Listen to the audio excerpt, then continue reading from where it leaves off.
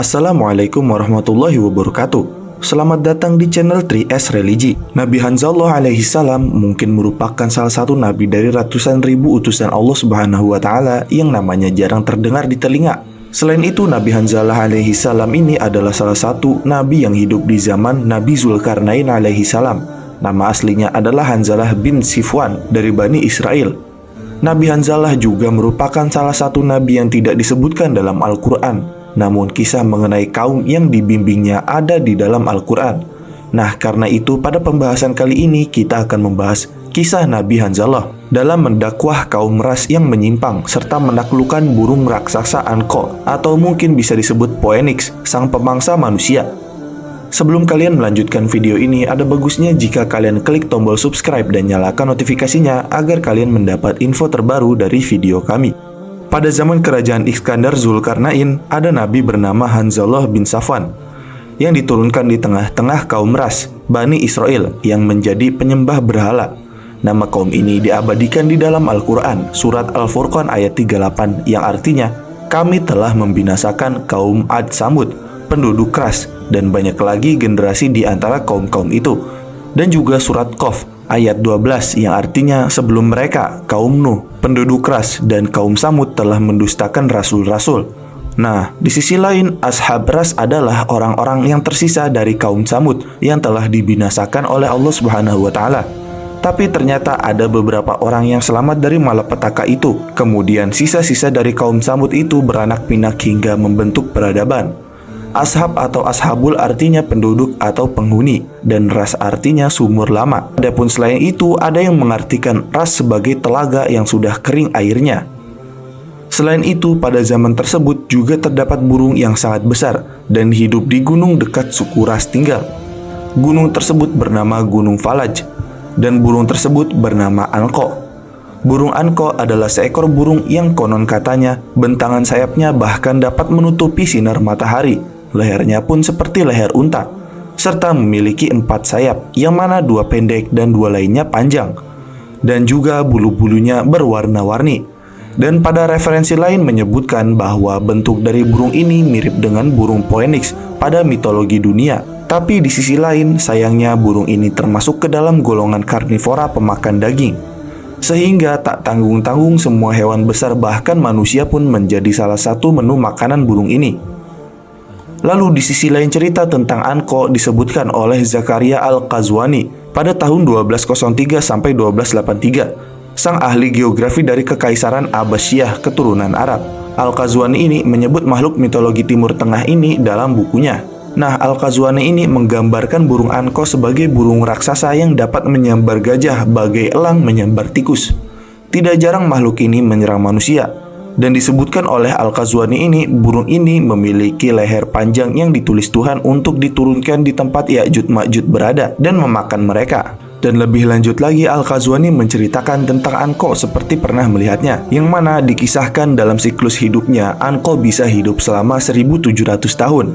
Selain itu, burung ini juga muncul dalam cerita dari Imam di Andalusia Ibnu Hazm. Ibnu Hazm mengatakan bahwa Hanzalah adalah nabi dari bangsa Yahudi, keturunan Yehuda, yang diamini juga oleh umat muslim. Dan Hanzalah bin Safwan ini diutus untuk bangsa ras yang menyembah berhala. Kemudian, kembali ke kisah Nabi Hanzalah dan kaum ras. Nabi Hanzalah diutus untuk membimbing kaum ras. Ia adalah seorang nabi dan rasul dari Bani Israel keturunan Yehuda, anak keempat Nabi Yakub. Al-Quranul Karim pernah mengabdikan kisah hancurnya sejumlah kaum. Pada surat Al-Furqan ayat 38 disebutkan, selain kaum Ad dan Samud ada penduduk keras yang dibinasakan. Dan hal ini seperti yang tertulis juga dalam surat Al-Furqan ayat 38. Penduduk keras menetap di tanah Hadramaut dan kota mereka dinamakan dengan Ras. Kota tersebut memiliki berbagai pepohonan, buah-buahan, dan kampung-kampung yang makmur. Di sana tinggal beberapa kelompok dari penduduk keras yang menyembah berhala dan kelompok yang menyembah api. Dalam hadis diriwayatkan oleh Sayyidina Ali bin Abi Thalib, dijelaskan bahwa Ashabur Ras adalah sebuah kaum yang menyembah pohon sanaubar dan disebut sebagai Syah Dirah atau Raja Pohon. Di sisi lain, Yafits bin Nuh adalah yang pertama kali menanam pohon itu. pasca badai topan yang menerpa tepian sungai yang dikenal dengan sebutan Roushan Ou. Yafits menebar 12 bibit pohon sanaubar ke 12 desa di tepi sungai. Desa-desa tersebut bernama Oban, Odzar, Die, Bahman, Isfan, Farwadin, Ordibasht, Kordat, Murdad, Tir, Mir, dan Syahriwar. Nama-nama tersebut kemudian dijadikan nama-nama bulan dalam sistem penanggalan bangsa Ajami atau bangsa Persia. Lalu kemudian berkaitan dengan burung anko saat kejadian kaum Ras sebelum menyembah pohon.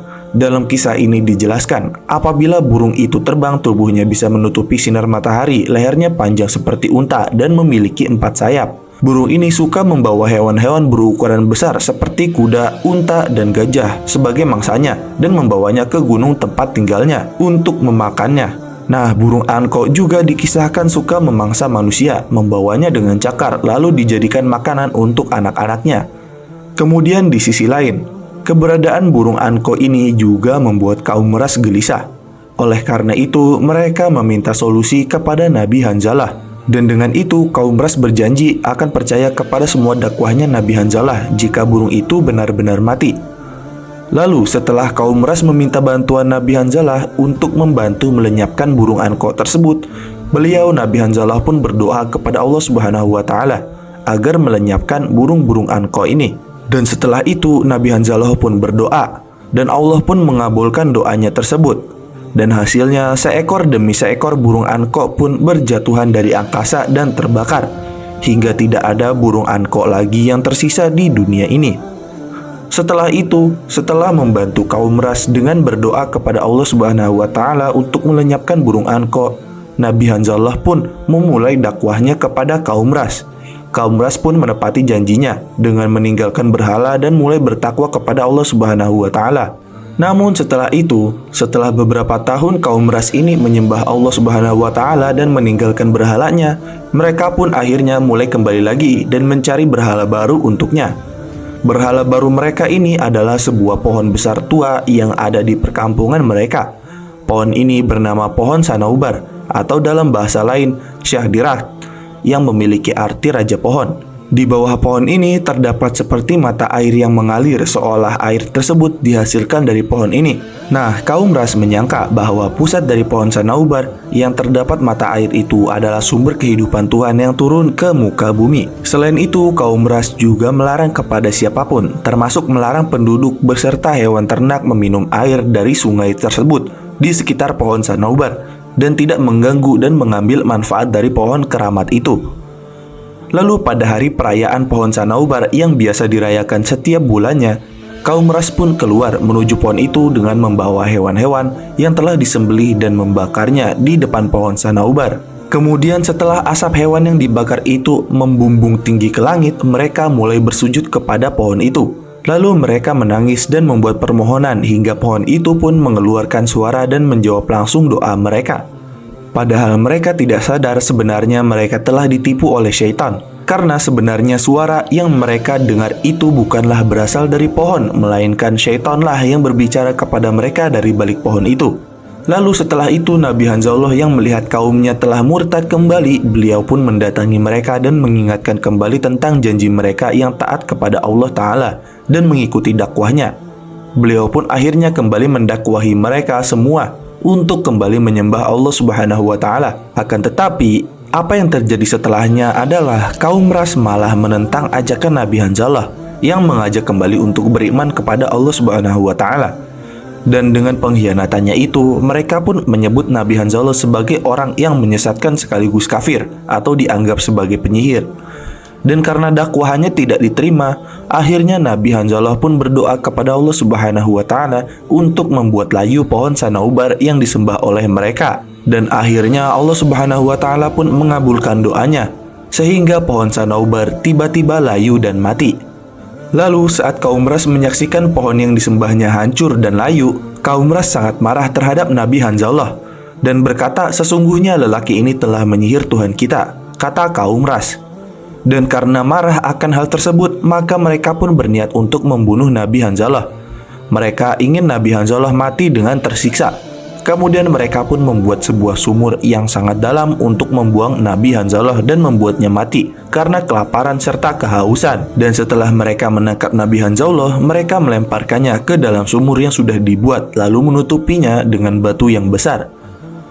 Kemudian setelahnya seorang budak hitam yang menerima dakwahnya Nabi Hanzalah dan beriman kepada Allah Subhanahu wa taala pun melihat bagaimana Nabi Hanzalah dimasukkan ke dalam sumur itu. Dan saat ingin membantunya, sayangnya budak hitam ini tidak bisa mengeluarkan Nabi Hanzalah dari sumur itu. Ia hanya bisa memberi makan Nabi Hanzalah secara diam-diam.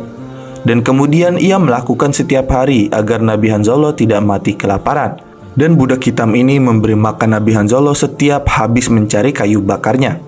Dan dalam kisah lain dikatakan bahwa budak hitam ini setelah beberapa hari memberi Nabi Hanzalah makan, dia pun akhirnya tidak kembali datang. Dan itu karena dia tertidur pulas. Namun di sisi lain, karena Nabi Hanzalah sudah tidak diberi makan lagi oleh budak hitam tersebut, Nabi Hanzalah pun mulai merintih memohon doa kepada Allah Subhanahu wa taala untuk memberi hukuman kepada kaum Ras atas perbuatan yang telah mereka lakukan.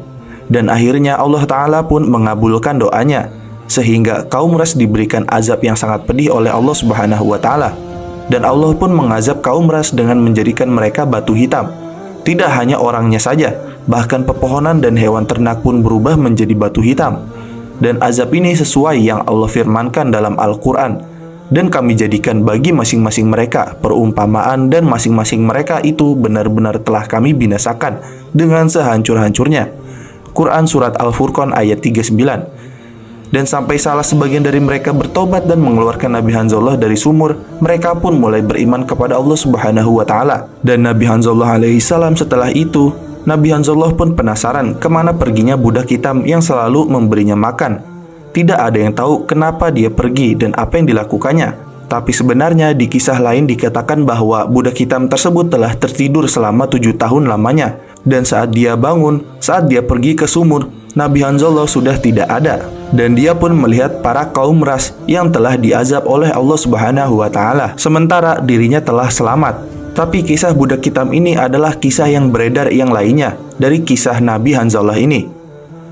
Di sisi lain, kisah ini juga diceritakan dalam sebuah tafsir, yang mana Nabi Muhammad SAW bersabda. Lalu Nabi kaum tersebut bertanya keberadaan budak tentang apa yang dilakukannya. Mereka menjawab, kami tidak tahu, sampai Allah Subhanahu wa taala mencabut ruh Nabi itu. Dan setelah wafatnya, Allah membangunkan budak hitam tersebut dari tidurnya. Budak hitam itulah orang yang pertama kali masuk surga. Tafsir Ibnu Katsir. Selain itu, di sisi lain juga diceritakan bahwa ketika sisa-sisa kaum Tsamud menyembah berhala, Allah Subhanahu wa taala mengutus seorang nabi kepada mereka, ialah Nabi Hanzalah alaihi salam. Namun mereka tidak mengindahkannya, malah membunuh dan melemparkan Nabi Hanzalah ke dalam sumur ketika mengajak kaum Ras kembali kepada jalan yang benar. Dan ajaibnya, air sumur yang menjadi tempat perlemparan Nabi Hanzalah alaihi salam langsung mengering dan kaum Ras meninggal satu persatu karena kehausan. Tapi ada juga yang mengatakan bahwa kaum Ras telah diazab oleh Allah menjadi batu. Dan Allah Subhanahu wa taala juga menyebut sumur tersebut dengan nama Al-Bi'rul Mu'talah, yang berarti sumur yang rusak.